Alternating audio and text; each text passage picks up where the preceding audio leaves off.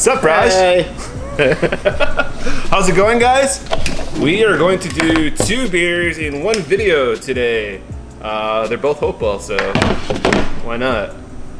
They don't come like this. We've got their Outside Voice, which they call a mini pale ale, 4.8%. I'm glad it's not called a session IPA, 'cause, you know. And we've got their new batch of Clover Club, which is a kettle soured ale with raspberry and gin botanicals, I believe. Yeah, I think so. This one's at 6.2%. So we're gonna start with the pale ale. Just go in order of alcohol. I don't think it'll be a pellet record, so we should be fine. Oh, I didn't know this. The Clover Club is made in collaboration with the Whistler and Leatherby. Oh. And the Whistler is my very favorite bar in Chicago. They suck, dude. I'm joking, I've never been there. Cocktail bar mostly, right? Cocktail bar, really, really great high-end spirits. They have their own beer now, too, on tap. It's one of the few things they have on tap. Who makes it? I want to say Revolution, but don't quote me on that. And that was when Luke Andrews was their beverage director, and now their beverage director is Julieta Campos, who is absolutely brilliant. Does it fit? That's what she said? What clip are you going to go to right Michael after? Scott. Michael Scott! Of course. So yeah, actually, this is hazier than I expected it to be. I didn't expect any haze. It's a little, yeah. It's not like a New England style, like super thick, cloudy looking thing, but got a nice chill haze. Beautiful golden color. We got some bubbles on the side of this, which is usually an indication of a dirty glass, but this is plastic, so I think it's just sticking to the pores in the plastic, you know? I didn't know that. Yeah, usually you have a glass with bubbles on the side, it means the glass is dirty. Or not keep me officially up at clean. night now. Yeah. I really Yeah, if wish you're- I didn't know that. If you're at a bar and they serve you a beer and it's got bubbles, ooh, Oh God, I wish I didn't know that. imagine what else is not clean in that place. So nothing about the hop profile it doesn't look like on this? No, but we could it's got citrus zest and some tropical fruit. Tropical fruit. So we can make assumptions on what might be in there, but What would you think it is? let's see. Ooh, I don't know. A lot of tropical fruit. Actually, it's probably mosaic, you know? I was think thinking it's more mosaic, but I'm not as good at picking those out as you are. No, I think Also- I'm getting mosaic now. Hopewell, very, very cool spot up in Logan Square. Avondale cusp, I guess you could say. Yeah, like very north edge of Logan. They're technically in Logan, but Really gorgeous space, really cool spot. bright, clean, modern. They got Yeah. like little googly eyes and stuff that you wouldn't expect googly eyes, which is nice. It's the main thing. real I mean, character. speaking of the dirty glasses, that space just feels very, very clean. It's pristine. That's kind of like their style. Yeah, Things like nice and not crisp too and clean. loud, but Yeah. it smells great. It smells really good. It smells like a patio pounder.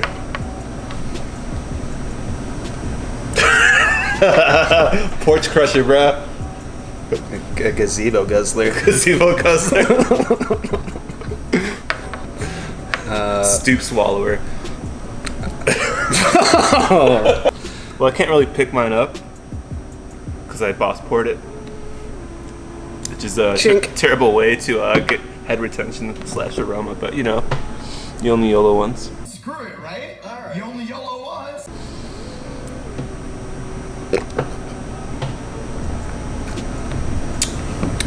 Oh, it's so clean. Way drier than I thought. Very clean. Oh, it's so clean.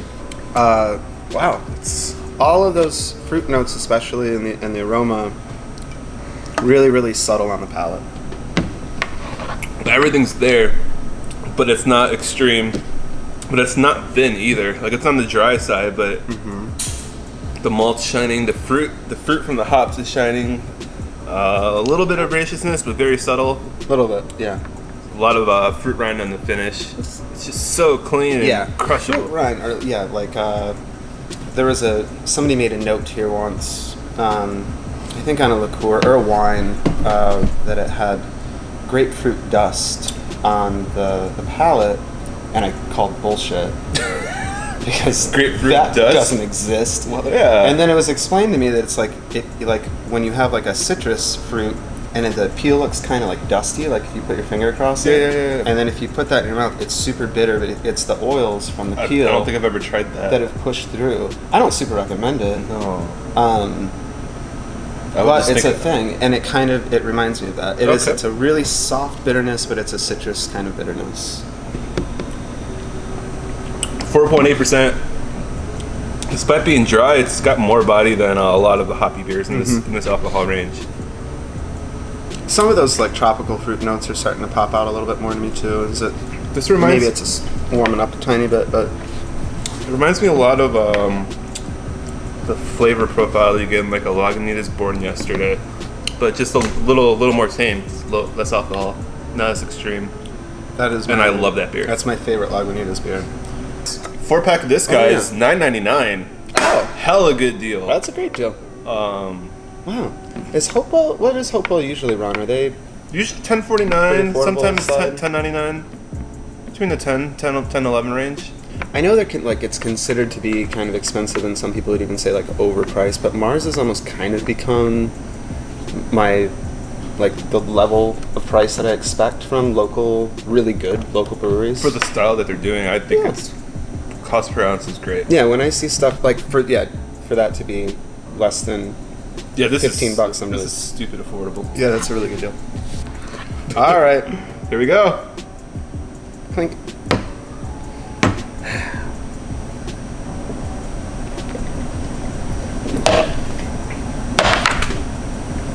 Whatever. I waited for you to. I hate it. I was prepared that time. I'm not as full today. Oh, I was so full last time. That beer is great. It is really good. I see myself drinking a lot of this. This is very much knowing your style and your preferences. I mean, I really enjoy it, but I would imagine that you really dig it. I 'Cause was personally blown away by this. I expected to like. I didn't expect to love it. Are we gonna rinse? How about this? Okay, here's our Clover Club. I'm gonna rinse with Clover Club. Like a wine rinse, alright. So this is like a super hoppy version of Clover Club. You can make it yourself at home. Just follow our steps.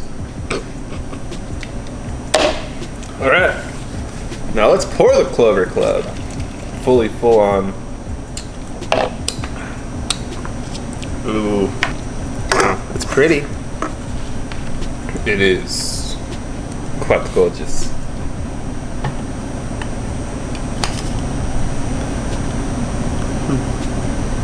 I'm really curious. Again, if you know, comment on this. What the collaboration kind of was with Whistler and Leatherby. So Leatherby's another. We oddly don't carry much or any Leatherby stuff, but I really like the people over there too. They were always super, super nice. And this could be because, like I said, Whistler before, they did their own beer and the collaboration, I think, with Revolution. So maybe this is a new one. Maybe they're doing more. And with Sleeping Village being open, I could see them getting more beer focused, beer and cider focused. Are they related? Yeah, same. Okay, yeah. same. Yep. Okay. And Eric Henry, another absolutely brilliant beverage director. Zach knows everybody. None of them like me, but I do know all of them. He's over at Sleeping Village. All right, so Definitely a lot of bright, fresh, tons tart of raspberry. really tart raspberry. Yeah, That's what I'm mostly getting. I'm getting slight spice, but it reminds me more of a skin tannin versus gin botanicals. I'm not getting juniper or anything. Is that what's in here? it just says Okay. botanicals. Okay. So Pre-prohibition cocktail. Okay, so when I see botanicals, I just think of gin. So maybe they're not gin botanicals. I don't know. Mostly raspberry I'm getting. yeah, me too. Tannic raspberry. Alright, let's taste this boy out. Thank. Big juicy raspberry up front. I love it. Slowly fades into some tartness. I think it's pretty dry. Trying now. Starting to get some of that THP now. We mentioned before, like that, like grainy Cheerio, like Bready, breadiness. THP, tetrahydro something. I'll put it here again. THP. Are you holding? Yeah, so not a flavor component I really like a lot. I think different people have different thresholds to how much they can taste. I can taste a lot of it. Yeah, I can too. But And it sticks a little. it's not a deal breaker. No. It's kind of interesting because it is so bright and fresh. The tartness doesn't linger. It's not like a lingering sour or anything like that. No, but it's a lot less tart than I expected. Yeah. Yeah, fuller body than I expected too. It's 6.2%, so that might be part of it. Yeah. The way it interacts on the palate couldn't be more different than the finish. I love the ride on the palate. I do too.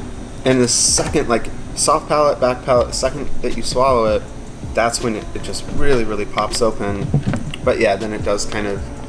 Cheerio is actually... I've never heard that before, but that's a really good way to... That is a good way to put Like it. that drying, like, attack on the side of your palates. Of the grain, powdery grain, maybe? Mm-hmm. I don't know. I don't hate it. Yeah, I don't hate it either. I would definitely, order one of these at any of these places. Like I said, different people have different thresholds, so you might not even pick up on that. I know there's been beers where I just can't drink because it's overwhelming with that, and other people love it, so... Weird. Yeah. I think I might be, like, pretty sensitive to it, too. Because I get a lot of it, and there's too many redeeming qualities in this beer for me to be like, it's not a deal breaker at all. No, yeah. But If anything, once you get to the finish, it makes me want to drink more. it makes, yeah, exactly. It's kind of maybe he did that on purpose because it's so delicious on the palate, but then that finish starts to get a little grainy on you, and you're like, well, I need to just wash my dog off with more of it. If they did that on purpose, it's really clever. It's just a common byproduct from kettle souring. This is kettle sour? But we're gonna finish this one for you. So out of the two, I think which one do you like more? You know what? I know what your answer is going to be. And despite the fact that this is pretty much flawless, actually I'd say totally flawless, and this does have a little bit of that weirdness in the finish, I do like the Clover Club better. It's more kind of my style. I like I really enjoy when the fruit tastes very fresh and not jammy or like cooked down. And this does. I'm probably maybe influenced also by the fact that while I really like Hopewell, this is in collaborations with two other companies that I really, really like, and I'm like, I'm gonna have a little bias. What if you didn't see that before you made that decision? I think I would have still picked it. It's the palate. It's outside awesome of the finish, my other complaint about this one is I don't really pick up any of the botanicals. I'm curious what was used. Nothing's really standing out. We'll give you that. I don't either. But it doesn't make it bad at all. No. I was just really expecting something a little unique in the kettle sour food world. Expecting some kind of almost like maybe a perfumey kind of hint to it or something. But again, we both were kind of expecting gin botanicals. Yeah. Which is such a broad range of botanicals that that's probably accurate in some way. You ready to kill this? I think so. I ate like a lot of spaghetti last night. Last night? This is today. I'm like 5'2", dude. Well, right. Cheers. Cheers.